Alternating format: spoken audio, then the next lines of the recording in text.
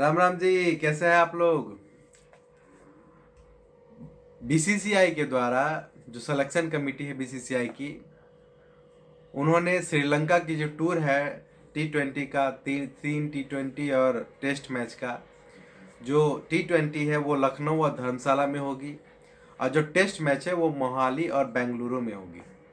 उनके लिए team selection किया गया और कुछ नए प्लेयर को मौका भी दिया गया और कुछ प्लेयर का कमबैक भी हो रहा है जो रिटायर्ड हो गए, मतलब कि चोटिल हो चुके थे। और कुछ जो सीनियर प्लेयर थे टेस्ट में, उनको टाटा बाय बाय कर दिया गया है क्योंकि उनका परफॉर्मेंस क्वेश्चन मार्क लग रहा था कि वो परफॉर्म नहीं कर रहे थे, उनमें प्रेशर भी था। और बीसीसीआई के द्वारा कहा भी जा रहा था कि उनसे बात किया गया, उन्हें बोला गया कि आप रणजी ट्रॉफी का जो मैचेस चल रहे हैं उनमें आप प्रैक्टिस करें, आपके दरवाज़ा बंद नहीं होगा, लेकिन आप परफॉर्म करिए, आपको कॉल बैक किया जाएगा। लेकिन इस बार आपको मौका नहीं दिया जा रहा।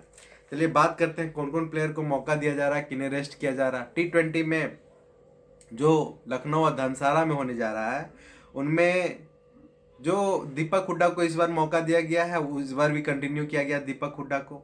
इस बार संजू सैमसन कमबैक कर रहे हैं और रविंद्र जडेजा भी कमबैक कर रहे हैं। जो रविंद्र जडेजा थे वो चोटिल चल रहे थे, वो चोटिल से उबर चुके हैं, अब उन्हें मौका कम टीम में सिलेक्शन किया गया, अब वो कमबैक कर रहे हैं।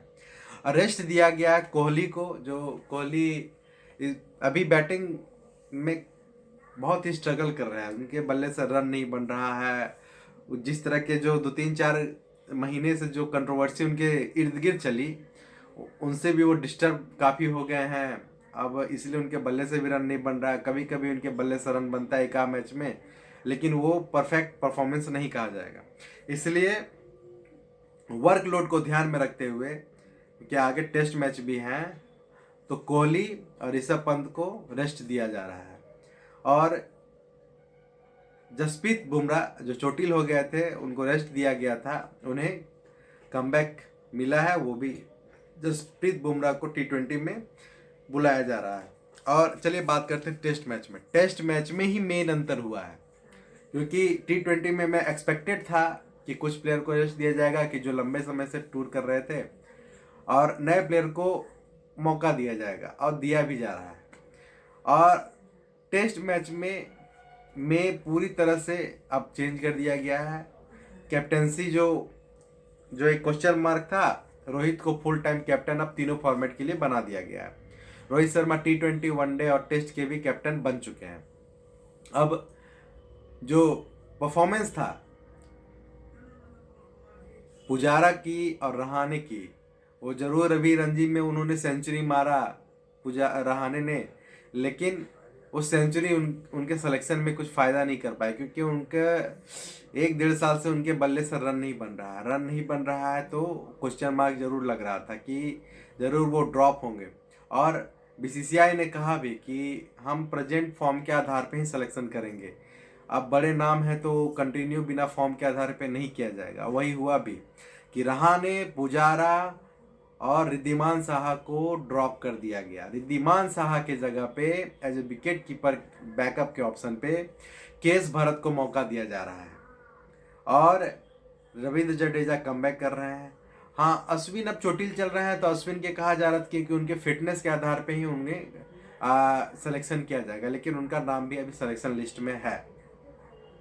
इनमें नए प्लेयर को और मौका दिया जा रहा है। प्रियंक पांचाल एक प्लेयर है जो इन्हें मौका दिया जा रहा है, एक सौरभ कुमार है जिन्हें मौका दिया जा रहा है।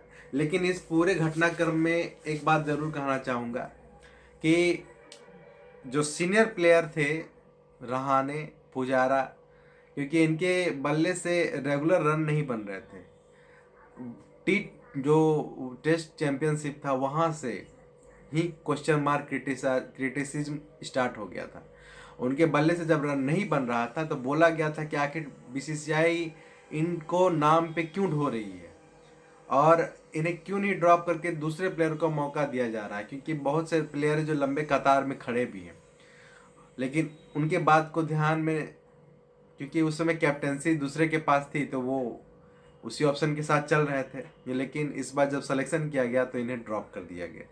अब बोला भी गया बीसीसीआई कि आप रणजी खेलिए, आपके लिए दरवाज़ा बंद नहीं है, आपको फिर से बुलाया जाएगा, आप परफॉर्म कीजिए। और वही हुआ भी। इस पर नए प्लेयर को मौका दिया गया।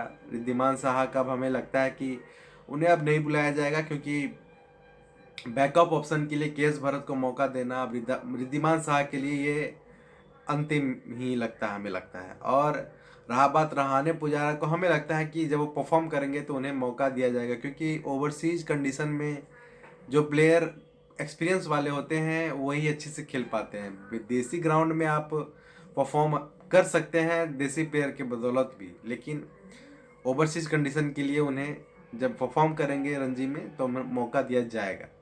चलिए, और जो रेस्ट दिया गया प्लेयर को, जो T20 में रेस्ट दिया गया था, जैसे कि कोहली, पंत, उन्हें टेस्ट में बुलाया गया है और टेस्ट में उन्हें रेस्ट नहीं दिया गया है, उन्हें कंटिन्यू किया गया है।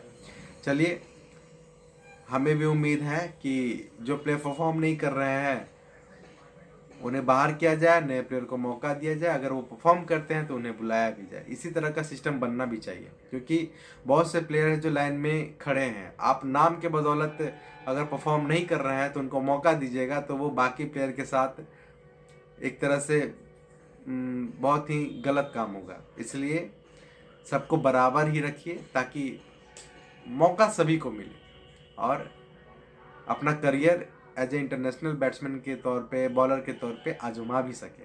चलिए, हमारा एनालिसिस आपको कैसा लगा आप हमें ज़रूर बताएं और हमारे चैनल को लाइक सब्सक्राइब ज़रूर करें। धन्यवाद।